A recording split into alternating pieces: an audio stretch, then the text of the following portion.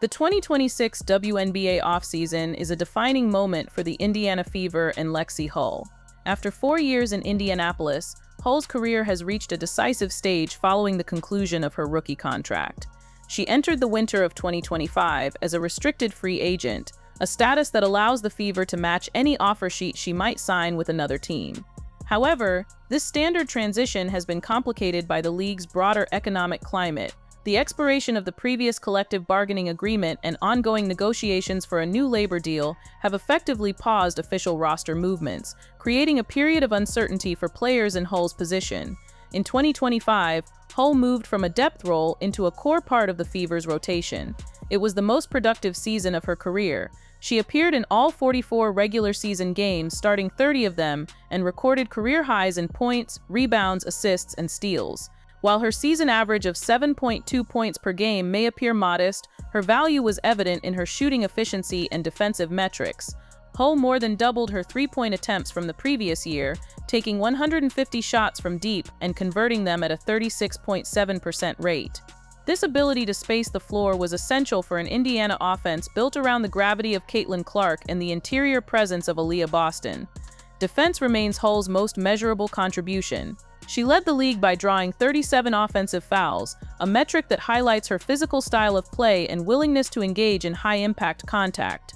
Her reputation for durability was further established in late summer, when a collision with Seattle's Gabby Williams left Hull with 2 visible hematomas around her eyes. She did not miss a single game. That toughness earned the respect of the coaching staff and a fan base that began to view her as the team's defensive anchor.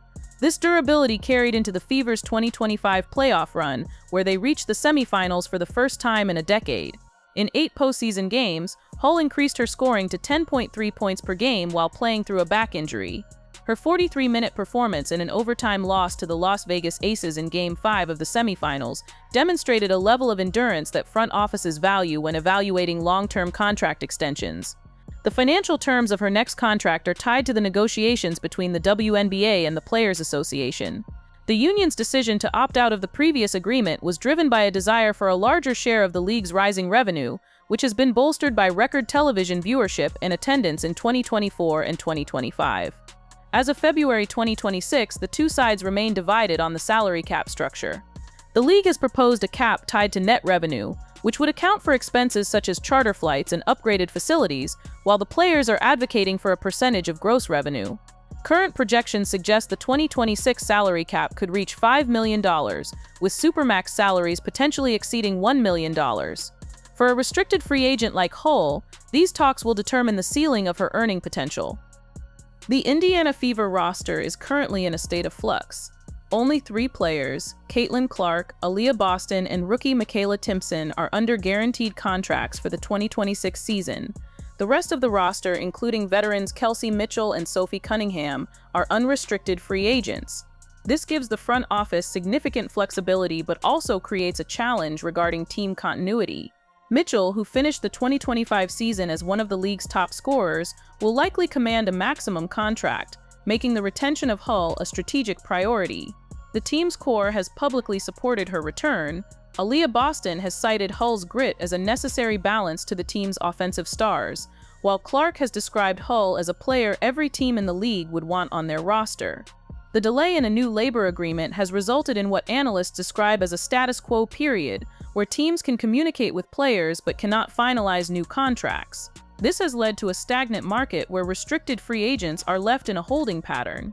The situation is further complicated by the upcoming expansion draft. With Portland and Toronto set to join the league, the Fever must decide which players to protect. Hull's restricted status makes her an asset the team would likely shield from expansion, though the specific rules of the 2026 expansion draft are still being finalized as part of the broader labor talks. While her WNBA future remains on hold, Hull has maintained her visibility through the unrivaled 3-on-3 league. Competing for Rose BC in Miami during the winter of 2026, she has used the platform to refine her offensive versatility in a high-spacing environment. Although her three-point shooting percentages saw a slight dip in the early weeks of the unrivaled season, her defensive intensity remained consistent with her WNBA performance. Off the court, her brand has continued to grow. In January 2026, she announced several new commercial partnerships, including a deal with Teriyaki Madness, following previous endorsements with Athleta and Samsung. These moves suggest a player maximizing her marketability during a period where her primary WNBA salary is effectively frozen. Hull's interactions with her teammates on social media have also served as a measure of the locker room's health. Frequent exchanges with Sophie Cunningham and Caitlin Clark regarding endorsements and training schedules suggest a personal bond the Fever front office may be hesitant to disrupt. In the high-pressure environment of a franchise that has suddenly found itself in the championship conversation, this internal chemistry is viewed as a significant asset that justifies a higher contract valuation. As the WNBA approaches its scheduled May 8 opening day, the pressure on the league and the union to reach an agreement is intensifying. For Lexie Hull, the outcome of these talks will define her transition into the next phase of her career. Whether she signs a long-term extension to remain in Indianapolis or explores the market as teams look to add defensive specialists, her 2025 performance has ensured she is no longer a peripheral figure.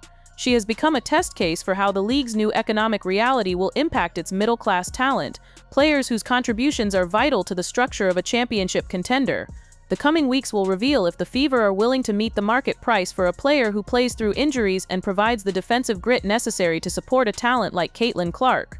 For now, Hull remains in a professional freeze, a symbol of a league growing faster than its existing infrastructure. The operational return of Kelly Krauskopf as president of basketball operations has signaled a shift toward a more structured, veteran-led approach to roster construction. Krauskopf, who built the Fever's championship core in the early 2010s, is now tasked with balancing the financial demands of established stars against the rising market value of specialists like Hull. Internal evaluations from the front office suggest a focus on identifying players whose defensive efficiency ratings translate to postseason success.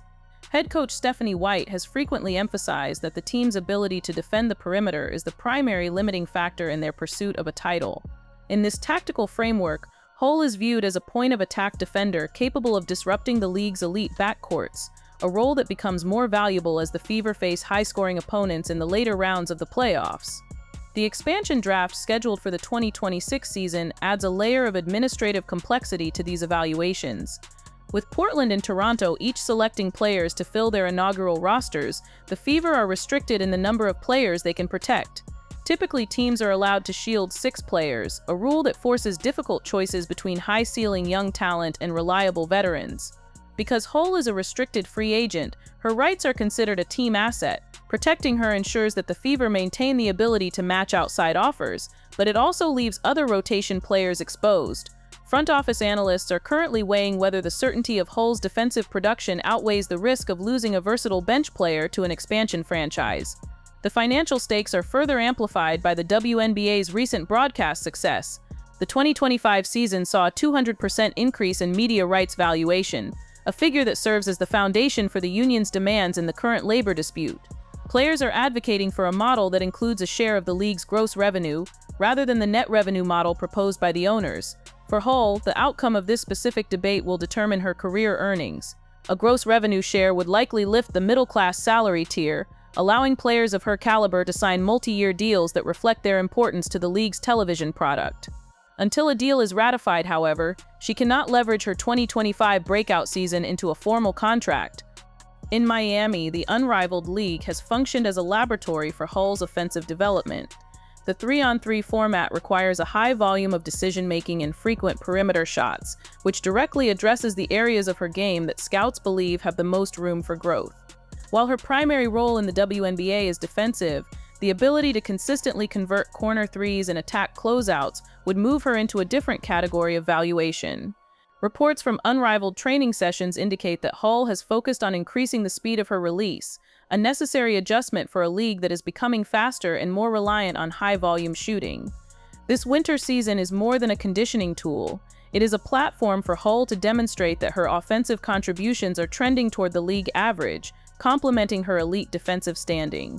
The 2026 draft class will introduce another layer of competition for roster spots. As the Fever hold a first-round pick, the front office must determine if a rookie prospect can replicate Hull's defensive impact at a lower cost. However, the experience gained during the 2025 semifinals is not easily replaced. The institutional knowledge of the Fever's defensive system and the established chemistry with Clark and Boston are factors that a rookie would lack. As training camps approach, the consensus remains that Hull's familiarity with the roster is an insurance policy against the volatility of a young rotation.